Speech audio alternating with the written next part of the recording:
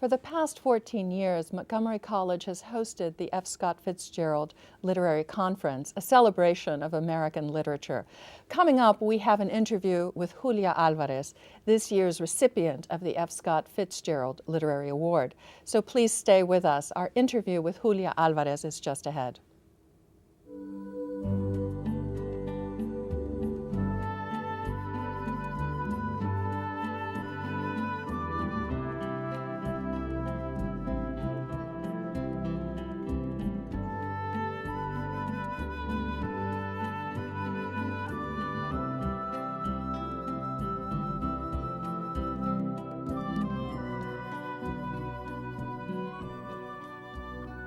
Hello, I'm Dr. Elizabeth Weddigal, Professor of English here at Montgomery College. Once again, the college has the pleasure of hosting the F. Scott Fitzgerald Literary Conference, which includes workshops, readings, and discussions with noted authors. The highlight of each year's conference is the presentation of the F. Scott Fitzgerald Literary Award. Past winners of the award include John Updike, E.L. Doctorow, Norman Mailer, Jane Smiley, Elmore Leonard, Joyce Carol Oates, and many other well-known authors. This year's award is being presented to Julia Alvarez, a fitting addition to this list of honorees. Ms. Alvarez is an extraordinarily versatile writer who has produced best-selling novels, essays, children's books, and poetry. Though we may perhaps know her best for the novels How the Garcia Girls Lost Their Accents, In the Time of the Butterflies, In the Name of Salome, and now her latest novel, Saving the World. Welcome, Ms. Alvarez. It's an honor to have you here with us. Please accept our congratulations on receiving the F. Scott Fitzgerald Literary Award for 2009. Thank you so much. Bienvenida. I feel very honored. Bienvenida. I think we are very honored to have you here. You have been the recipient of important literary prizes, the Penn Oakland Josephine Miles Award, the ALA's Notable Book of the Year. You've been a finalist for the National Book Critics Award. You're also a dedicated teacher, serving as poet in the schools in Kentucky, Delaware, and North Carolina, and you've certainly been a professor of creative writing and English at Andover Academy, the University of Vermont, the University of Illinois, and Middlebury College. You're so prolific, you are such a versatile writer and have done so much. And the first thing I really wanted to ask you is, what are some of those, as you look back on your professional career, on the trajectory of that career, what do you think are the most pivotal moments? Well, I think the pivotal moment for me becoming a writer was coming to this country as a 10-year-old. I think that I grew up in a culture that was an oral culture with the world's best storytellers, but it was not a literary culture. I didn't grow up in a family where I saw people reading. You know, anybody who would separate themselves to do something as antisocial as read a book, that was, you know, unheard of.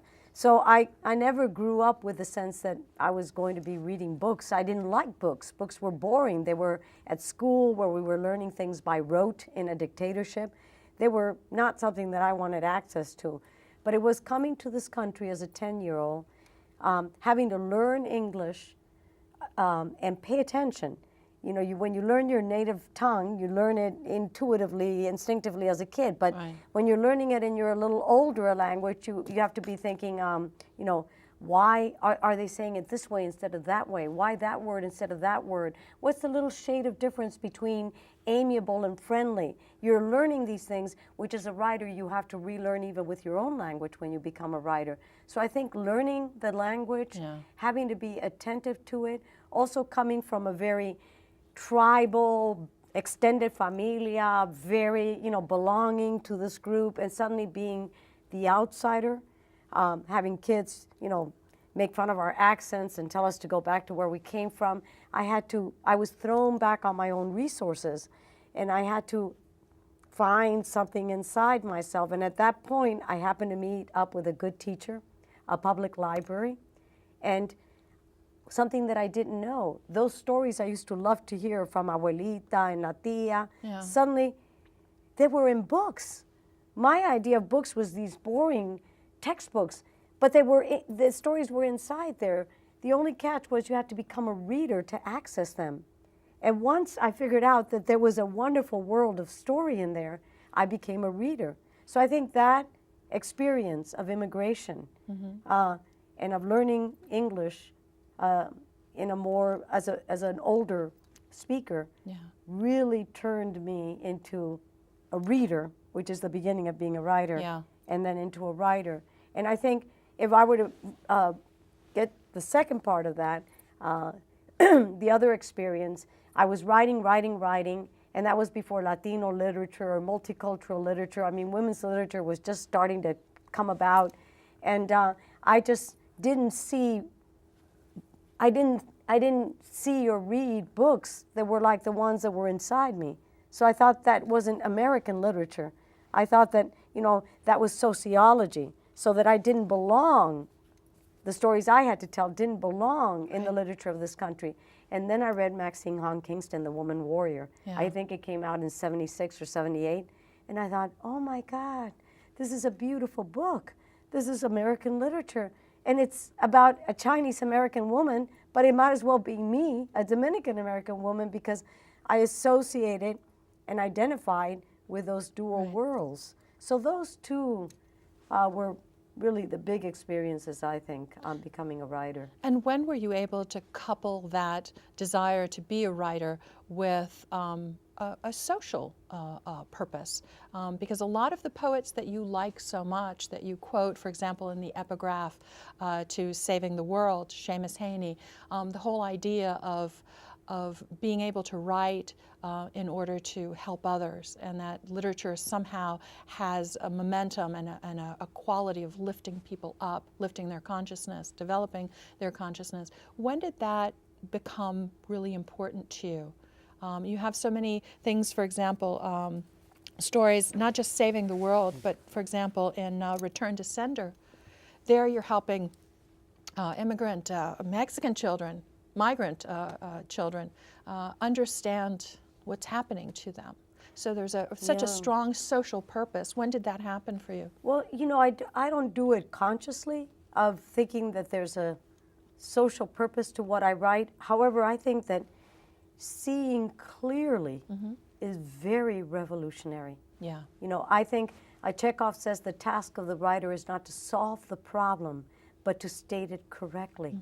I think when we see with clarity something in its full complexity, not flatly, not the either ors of politics and dogma and slogans and propaganda, but when we see the full complexity of someone, when we read and become someone else, I mean, that is an amazing, amazing social moment. I mean, a social activist moment. You're becoming someone else. You're walking in their shoes. You're understanding what it is to be them. And that in itself is something radical that stories allow us to do. So I think stories always have had this, this social platform, this political platform, but it's not in the sense of converting you to X point of view. It's not propaganda. It's not propaganda. It's allowing you to see your full humanity and the full humanity of others. And if that isn't at the root of real change, I don't know what is. So I think it's something that stories do. It's not something that Alvarez does or Grace Paley does or Margaret Randall or Tolstoy. It's something, or Neruda, it's something that's at the basis of what literature is about. And storytelling. And storytelling is about. Okay. And remember, I came to storytelling out of that kind of a political and social moment of being the outcast, of not being the one that was going to be allowed in, of being the one that came from, escaping from a dictatorship and landing in the playground where the kids were bullies, and it didn't seem to me like there was much difference between these two places. And then I found at the table of literature, a place that was the table set for all. Everybody was welcome. It only enriches all of our legacy of all the stories in the world when someone else joins and tells a story that only they can tell. And so from the beginning, that's where I wanted to be, that table. Not the United States of America, but between the covers of a book, where the true democracy that we were looking for in the country, I found in reading, really. Well, it's really interesting. I'm picking up on a couple of things. One is that you've written, for example, in the time of the butterflies, that's such a political story. It is the story of the Mirabal sisters who were murdered basically by the Trujillo regime. That's such a political story, literally. And then when you're talking about something to declare, even that idea of being in between, that sense of moving between cultures, being at the, what is it called in Spanish, the aduana, right? Sí, sí, sí. That place where you're standing and declaring, this is what I'm carrying in my luggage, this Yeah. is what I'm transiting, Yeah. crossing with. And it's such a powerful idea, this sense of being in between. And I've read comments where you've talked about that sense of being Dominican American, Right. you know, and that hyphenated space. And is there anything that you could sort of comment on? I know I've thrown a few things out at you. Well, you know, I think that that space of in between, which is a very uncomfortable place, Yeah. is the place where stories begin. You know, people always say, well, where do you get your ideas? And I think, an idea, my gosh, if an idea came to my door and knocked, I'd shut the door and run the other way, an idea. But where I get inspired is the pebble in my shoe. You know, something happens that unsettles you, which means, therefore, desprender, you know, that verb in Spanish. It takes you out of your little rut or your little embedded self, and you're out of it Unleashed. and seeing Yeah. and seeing, because you're between worlds, so you see things that sometimes you don't see when you're embedded and in the routine. So I think a lot of writers start from that, you know, from that sense of being suddenly outside and in between and unsettled. And looking in. And or- looking in and looking back and trying to make sense of things, you know, that seem suddenly not, you know, inchoate. So I think that's a space to begin. And I think, you know, in terms of the Mirabal sisters and writing about them, again, I didn't begin with the politics of it. I began with the characters. You know, people say, well, why didn't you write a biography? A novel is the truth according to character. A novel doesn't mean that it's fiction, that you made it up. It just means that your perspective is character. A biography or a history book, your perspective is the facts, you know, the record that you want to convey. But when you're talking about the way we all experience history in our own moment, is through character, through the lens of ourselves. Well put. So in a way, a historical novel, you know, a fiction, is a better way, in a sense, to approach history from the point of view of those characters. So I really began with curiosity about the sisters, the Mirabal sisters. Why did these three young women fight that fight? Fight that fight? How did they get involved? Weren't they terrified? They had kids. They were wives. They were sisters. You know, how did it all happen? So I think that's where I began. And in telling their story, it's a political story because we're all political animals. I mean, politics doesn't mean we're just to the left. You know, we are also characters in community. Right. And that's instantly a Political. politics. Yeah. Absolutely, absolutely.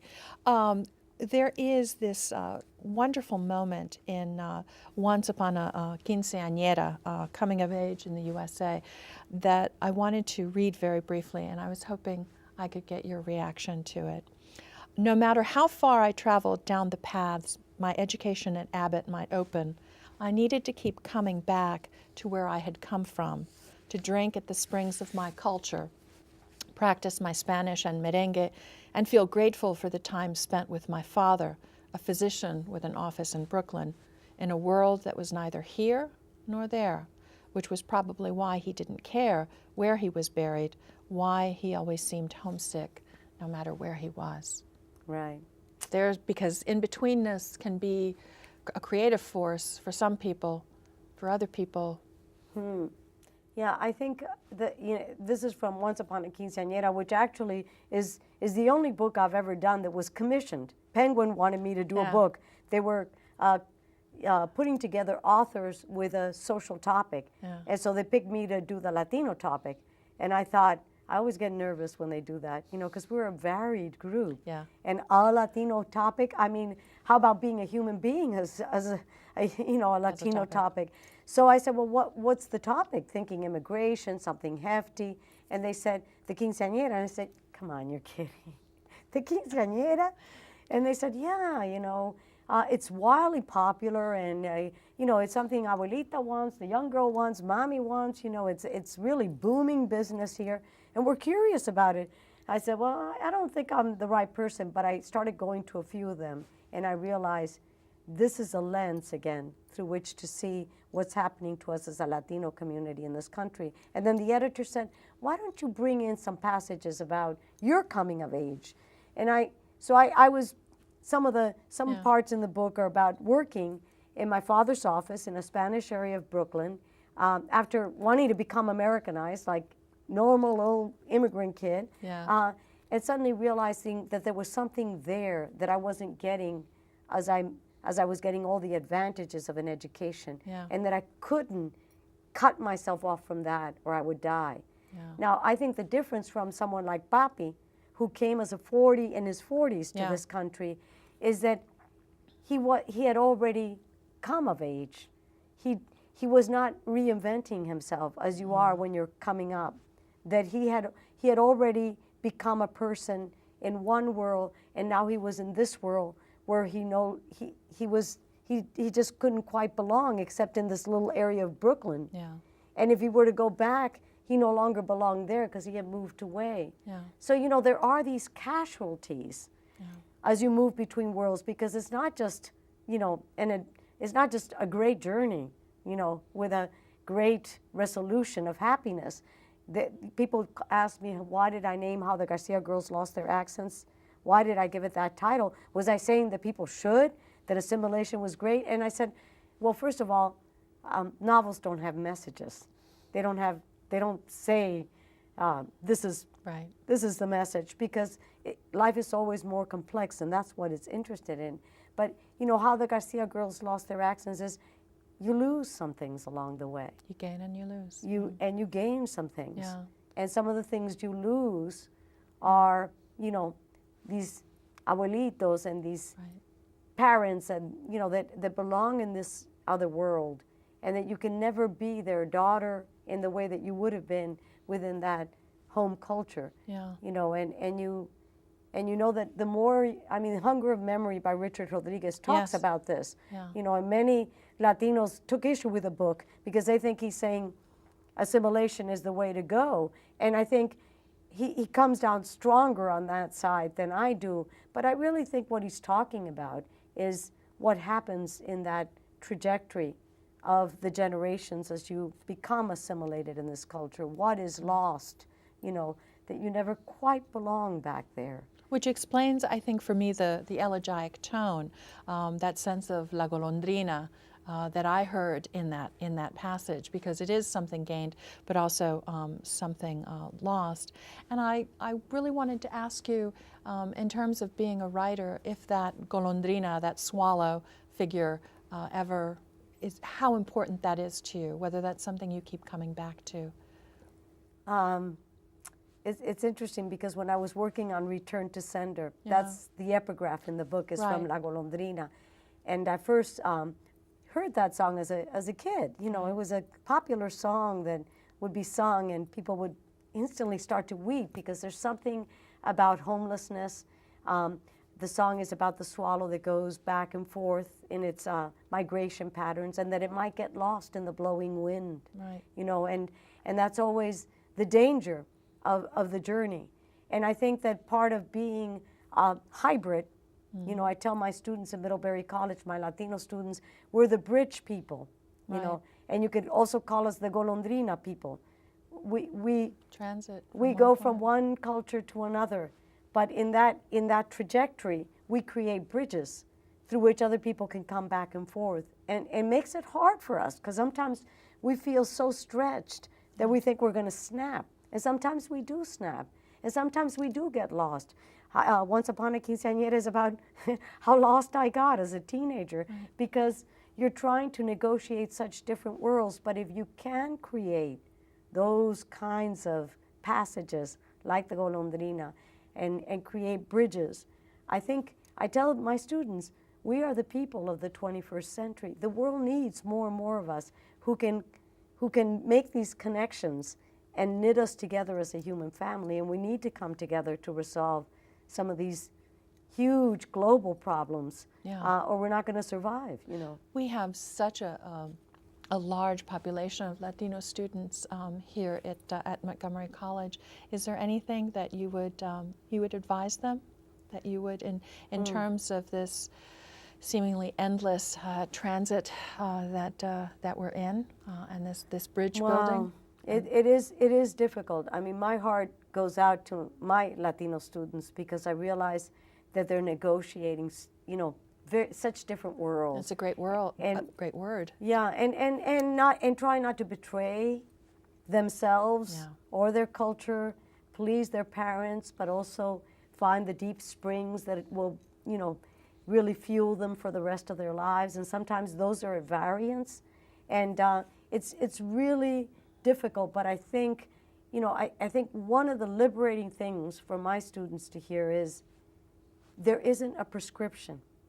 You know, you don't have to be this kind of a combination in order to be a real Latina or a real American. You get to make the kinds of balances that are right for you, you know. And for some, it's to really be heavily into their parents' culture and their country of origin, and only, you know, do brief excursions into the greater America to stay within their comunidades. Some people, it's to go out there and be a representative of that culture. You know, whatever combination. There isn't a right and wrong, and parents want to tell us that this is the right combination for being una muchacha decente, una muchacha educada, and, you know, your other culture is saying in order to be a career woman, you have to, you know, you have to show up even if papi's enfermo en el hospital. You know, your commitment is to your career. No, it's, you have to make those balances yourself. But the main thing is that you find your calling. You know, I teach at a college where the students are very competitive, very ambitious. The parents are very ambitious for them. They want them to get out of college and get excellent jobs where they're going to be important, earn a lot of money, they're going to be impressive. And I say, forget that. Find your calling. Right. Find the thing in you that you are passionate about and make that into your career. I think most of them really struggle with a very deep-seated sense of betrayal, that to do one thing or another is to betray their parents, to betray their first language, to betray where they came from. And I think some of them do struggle with that. And I think females too, because as in our original cultures, you know, our Latino culture, we were the caretakers. We're supposed to stay home and take care of the family and help out.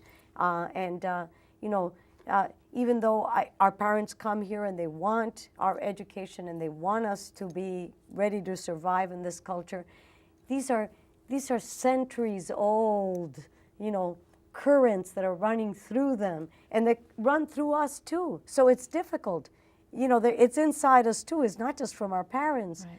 But we have to, it's like when I talked about the quinceañera, you know, how do we take this tradition, which is wildly popular, and not just throw it out because it's not appropriate in this culture? How do we turn the quinceañera into a coming-of-age ceremony that prepares our girls to be women in the culture now that they find themselves in? Right. It was appropriate to prepare them to be wives and mothers in the old culture, and that was, the quinceañera was an announcement that the girl was ready for that life.